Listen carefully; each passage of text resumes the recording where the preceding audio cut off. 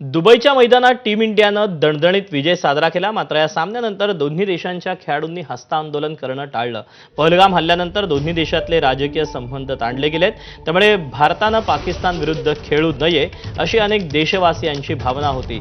मात्र सरकारनं बहुराष्ट्रीय स्पर्धांमध्ये खेळण्याची बीसीसीआयला परवानगी दिल्यानं आशिया चषकात खेळण्याचा भारताचा मार्ग मोकळा झाला। पण पाकिस्तान विरुद्धच्या सामन्यात नाणेफेकीवेळी सूर्यकुमार यादवनं पाकिस्तानी कर्णधाराशी हस्तांदोलन टाळलं आणि सामन्यानंतरही दोन्ही देशांचे खेळाडू हस्तांदोलन न करता आपापल्या ड्रेसिंग रूममध्ये परतले।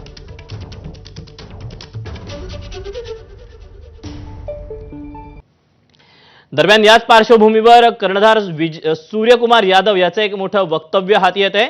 पाकिस्तानवर मिळवलेला विजय हा पहलगाम हल्ल्यात जीव गमावलेल्यांना आणि भारतीय सैन्याला समर्पित असल्याचं विजयानंतर कर्णधार सूर्यकुमार यादवनं म्हटलंय।